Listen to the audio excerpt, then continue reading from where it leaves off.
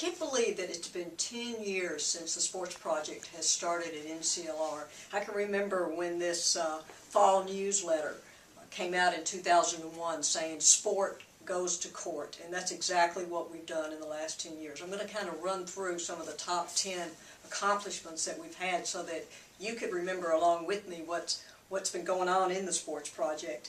In 2001, certainly the project launched, and during that year we really had to spend a lot of time building trust with just sports groups around the country. In 2002, we had the Ashley Massey case, which was the junior high student who wasn't allowed to play in her PE class and had to sit in the principal's office. We did end up settling that, getting an anti-discrimination policy put in, and also training for everyone. In 2003, we had the Andrea Zimbardi case against the University of Florida, the very first university case where she was removed from the team because of sexual orientation. Now, she was a team captain, an NCAA scholar, All-American. It was just unbelievable that she was removed. Again, we ended up settling that. She was able to go to graduate school, and that got a lot of national publicity for the first time for NCLR in the sports area. 2004, we had the Mary Stevens case in Texas, in Bloomsburg, Texas. Population 375, I believe, and she was the winningest coach at the high school there, having coached both the boys and the girls' team. And believe it or not, the school board president actually said she was losing her job because she shouldn't have a job because she was lesbian. When that case settled, Mary's doing fine.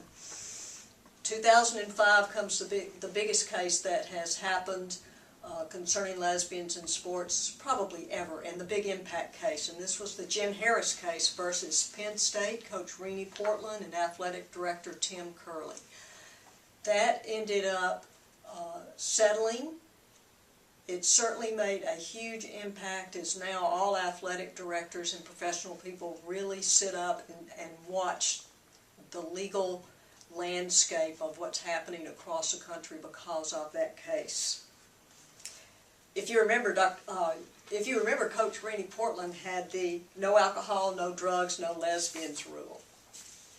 2006, the first national think tank concerning homophobia in sport was co-sponsored by NCLR and the NCAA, and we addressed the topic of negative recruiting, and the NCAA are using all of those resources now on their websites.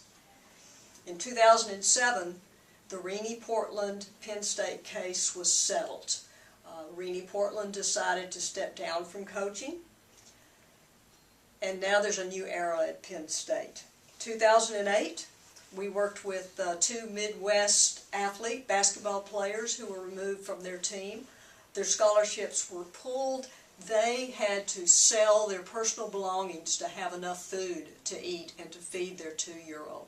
Again, we ended up settling there. Both of those athletes graduated, and that was a very, very successful case. 2009 comes the next think tank that we did. This was Equal Opportunity for Transgender Student Athletes. That was a very successful think tank. From that, we moved right into 2010, where we were able to produce the report on the team, Equal Opportunity for Transgender Athletes, and that has made a big difference across the nation for transgender student athletes. 2011, the NCAA releases their policy on transgender inclusion for their organization and sends out materials to 1,200 colleges and universities across the United States. There's another case that's going on right now, and that's our softball case, in which we're representing some bisexual athletes who were actually told they weren't gay enough to play in a gay organization. So last week we had the NCAA send out all their trans information to the schools.